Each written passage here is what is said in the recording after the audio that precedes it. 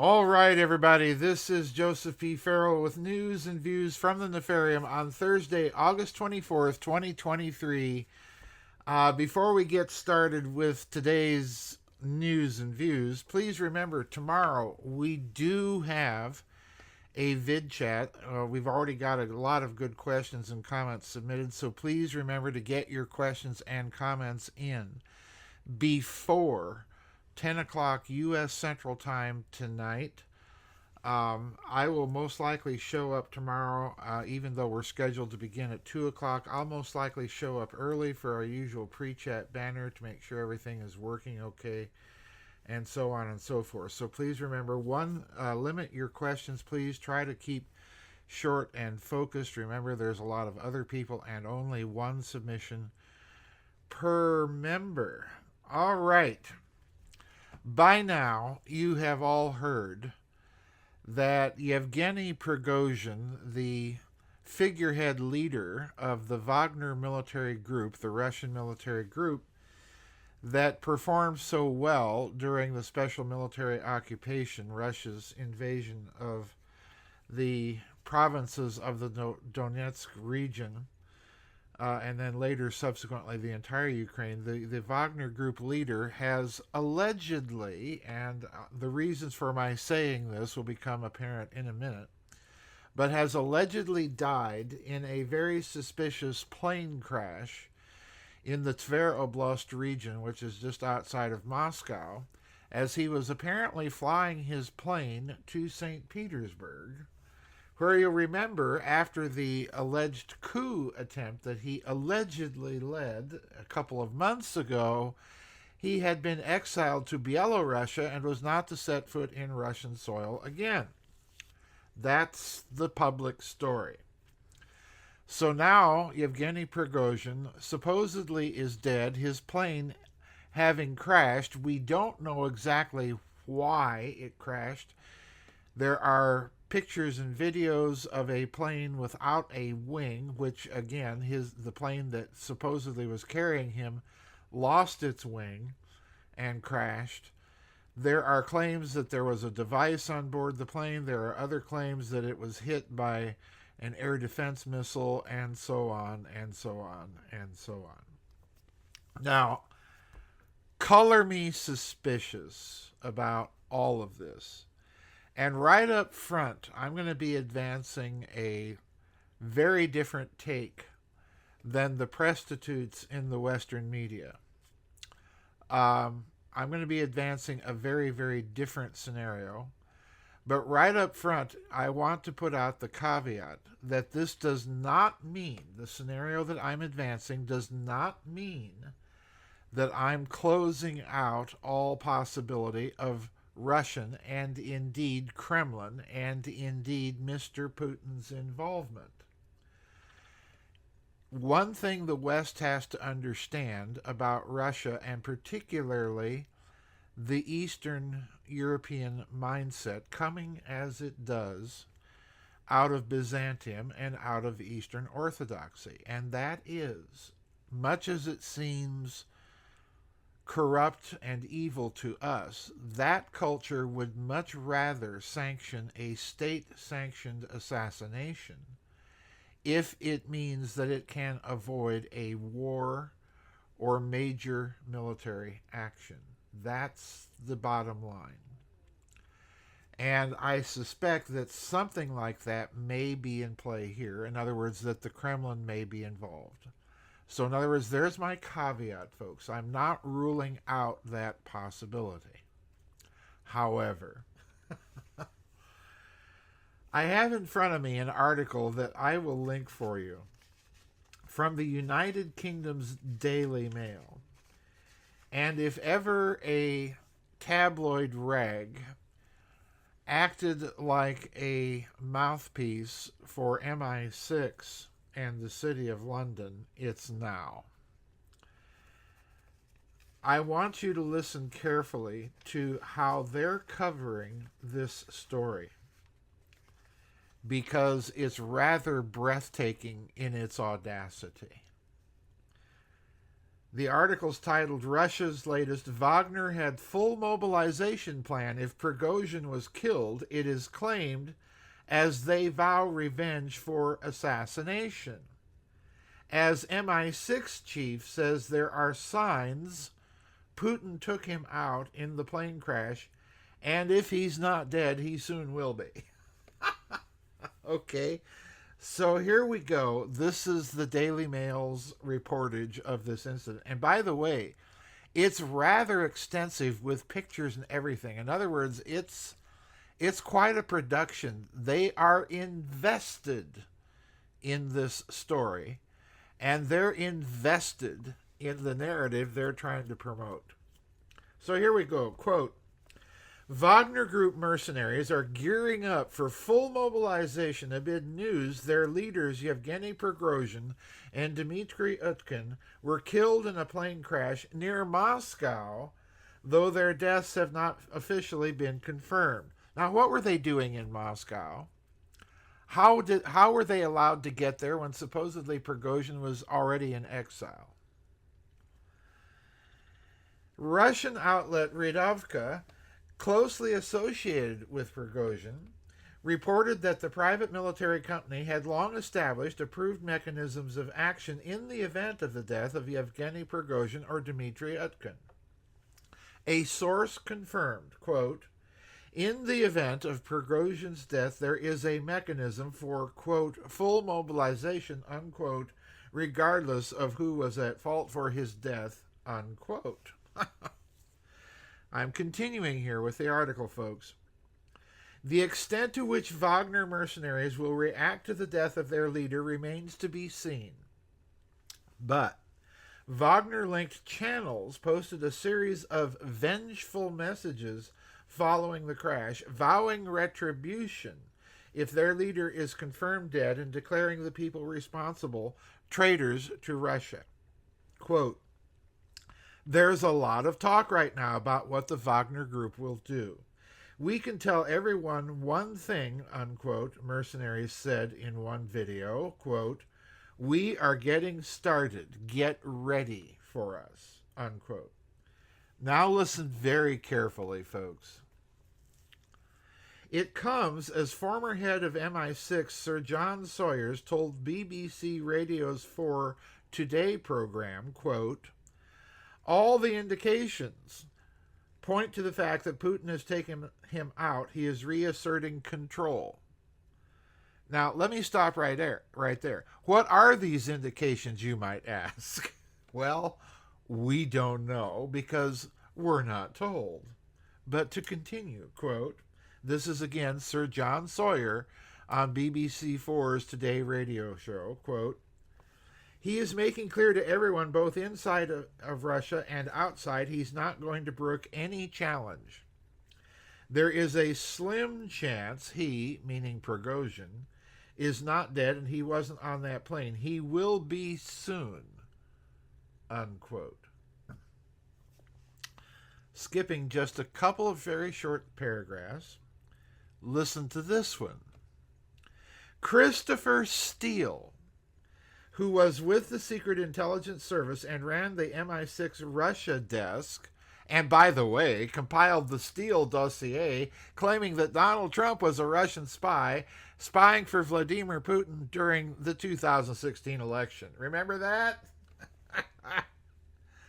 Christopher Steele, who was with the Secret Intelligence Service and ran the MI6 Russia desk, added to Sir John's comments, arguing that downing Prigozhin's plane would line up with, quote, a pattern of state-backed activity.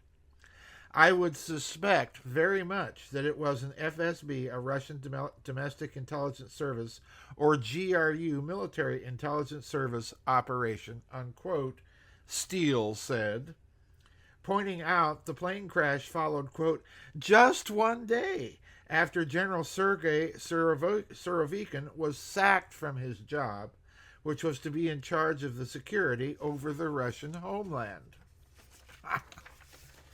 Skipping a few paragraphs again. Prigozhin's death has not yet been officially confirmed, leading to speculation that the Wagner chief may still be alive. Mass named Evgeni Prigozhin as part of his efforts to obfuscate his travels and protect himself from assassination. Let's not be surprised if he pops up shortly in a new video from Africa. Telegram channels with links to Prigozhin announced his death on Friday. That's the Daily Telegraph. Friday night, shortly after news of the crash, and claimed it was caused by traitors within Russia.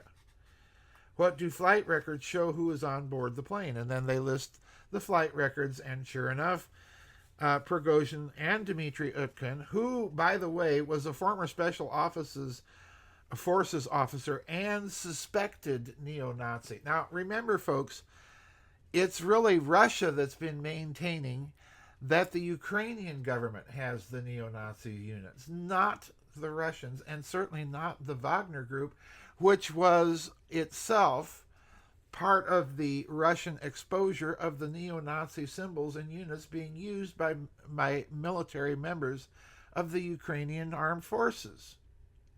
So in other words, I suspect that assertion, although I'm not certain, but that assertion is a bald-faced lie. If anything, it was Wagner, as I mentioned, that was outing the neo-Nazi elements of the Ukrainian military. But anyway, we're in the Hall of Mirrors here, so anything is possible. Russian officials also claimed Prigozhin was on the plane, which crashed in a field, killing all 10 aboard just 2 months after his failed coup attempt against Putin's regime. Now, let's remember something else. If you recall Wagner's own statements, the so-called coup really wasn't a coup at all. They were simply trying to draw attention to the fact that they weren't getting enough supplies from Defense Minister Shoigu and General Surovikin. So they were actually challenging the military leadership of the Russian military operation, not trying to overthrow the government. But no, now it's once again a coup. Continuing. A Wagner address last night, reported by the Sun, stated, quote, "We directly say that we suspect Kremlin officials led by Putin of an attempt to kill him. If the information about Prigozhin's death is confirmed, we will organize a second march of justice on Moscow," unquote. Meanwhile, armed men claimed to be from the unit warned Putin in a video shared online, quote, "There's a lot of talk right now about what the Wagner group will do. We can tell you one thing, we are getting ready. Get ready for us." And then, in the ultimate statement or obfuscation, the very next paragraph in this article states, quote, "Will Prigozhin rise from the dead again? Putin's chef was declared dead in 2019 plane crash, only to reappear 3 days, notice the significant symbolism, 3 days later." Okay? Now, a few final paragraphs here. Pardon me. Oh, the pollen is out in force today, folks. Few final paragraphs. Quote, "Another plane, also supposedly with links to Prigozhin, was detected zigzagging over Moscow in the aftermath of the crash, fueling speculation that the Wagner boss may not have been on board at all. Tracking data available for the crashed plane appears to show it rises to around 29,000 feet before suddenly disappearing and dropping to 0 feet.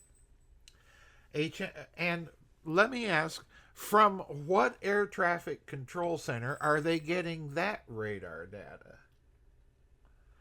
Tracking data available for the crash plane shows it to appear to rise to around 29,000 feet before suddenly disappearing and dropping to 0 feet. A channel linked to Wagner said the plane had been shot down by air defenses, but this has not yet been confirmed. Now, wait a minute. If it's shot down by Russian air defenses, then you would think, yeah, that would be a relatively easy thing to confirm or deny. And if it's confirmed, then the Russian government is either involved or incompetent, or their air defenses are. And I don't believe that for a minute. And number two, I don't believe a civilian aircraft is enough of a threat, even though it may be carrying the leaders of the Wagner group, to the Russian government to warrant shooting it down with air defenses. So it's that little thing right there that tells me we're dealing with a high probability of a concocted narrative. Now, whether that narrative is true in its claim that Evgeni Prigozhin and Dmitry Utkin are both dead victims of this plane crash remains to be seen. But narrative, nonetheless, I suspect it to be. A post described Prigozhin as a hero of Russia, a true patriot of his motherland. Wagner deputy and co-founder Dmitry Utkin, again, here comes the assertion, widely reported to be a neo-Nazi, is also claimed to have been killed in the crash. And I could go on and on with this nonsense here, folks, but I think you get the idea. Now, here comes my high-octane speculation, and I warned you about this at the beginning of this News and Views. Our presstitutes have already advanced the narrative almost as soon as the news flashed around the world that Prigozhin's plane had crashed, or one of his planes had crashed, apparently with him on it. They wasted no time in advancing the narrative that this may have been a takeout, as the head of MI6, John Sawyer, mentioned to the BBC radio, by President Putin, who is cleaning house. In other words, we're watching another neo-Stalinist purge taking place before our very eyes. Now, again, I go back to what I said at the very beginning of this News and Views. The idea of that kind of wet work, as the Russians call it, or assassination, is not new. It's very typical, a part of the arsenal of state policy in the East, and it has nothing to do with communism, okay? It has been a part of the state policy of the East since the days of the Byzantine Roman Empire. So I'm not ruling that out. What I find highly suspicious is the speed at which this narrative is being cobbled together. So I'm going to advance an alternative narrative, an alternative scenario.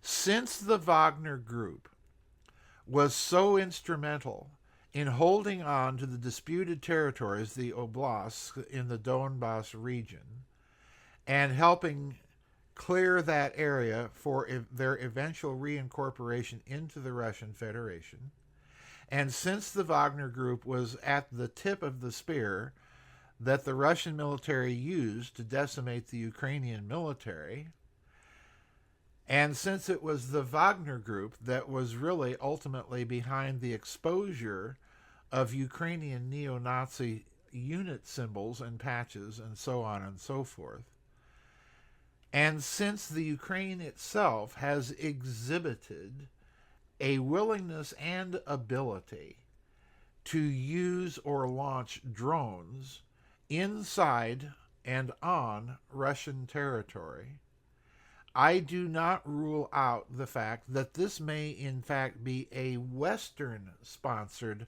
false flag operation that they are trying to blame on Russia, and do so in a manner that will sow internal dissent within Russia.